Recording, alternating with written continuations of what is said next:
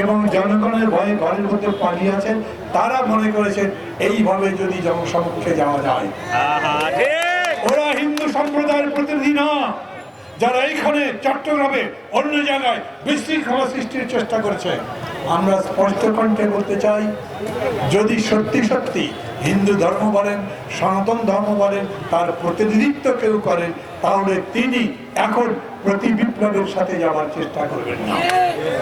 অর্থাৎ যেই স্বৈর শাসন পতিত হয়েছে, পরাজিত হয়েছে, ক্ষমতা ছেড়ে দিয়েছে, সেই স্বৈর শাসনকে আবার ফিরে আনবার কোনো কাজে তারা অংশ নেবেন না।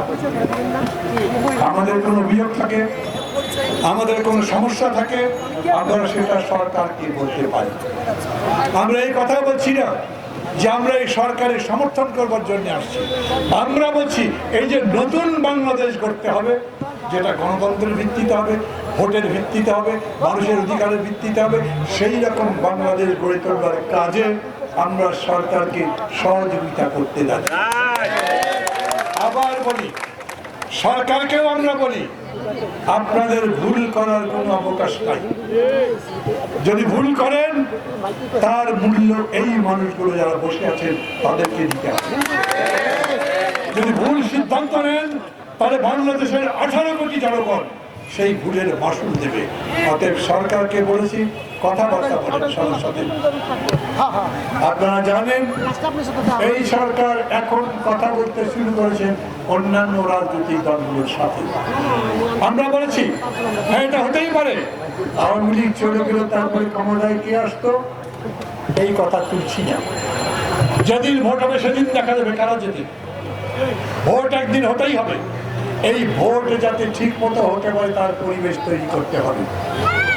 লাখো কোটি টাকা লুট করে যারা এখনো বাড়ির মধ্যে রেখে, সিন্ধুকে রেখে, বিদেশের ব্যাংকে রেখে অপেক্ষা করছে ভোট লাগলে ওই টাকার জন্য ভোট বদলে দেবেন, তাদের ব্যাপারে আমরা হুঁশিয়ার উচ্চারণ করতে চাই। আমরা সেরকম করে ভোট তৈরি করব যেই ভোট সবাই দিতে পারবে এবং যেই ভোট ঠিক মতো গোনা হবে। বেশি ভোট যে পাবে তাই ক্ষমতায় যাবে, সেই দল ক্ষমতায় যাবে। আমরা গণতন্ত্র চাই। সেই লড়াইয়ে আমি আপনাদের সবাইকে যেরকম দেখছি এই রকম করে সদা জাগ্রত থেকে, সদা পাহারা দিয়ে লড়াই করে নিজেদের অধিকার ছিনিয়ে দেবেন। বুঝবেন, যদি আপনাদের সম্প্রদায়গত অধিকারের উপরে কেউ আঘাত করতে চায়, যদি কেউ ভিন্নভাবে তার প্রচার করতে চায়, তিনি আপনাদের বন্ধু নন। আমাদের বন্ধু আমরাই। আমরা জনতাই এ লড়াই করে জিতেছি।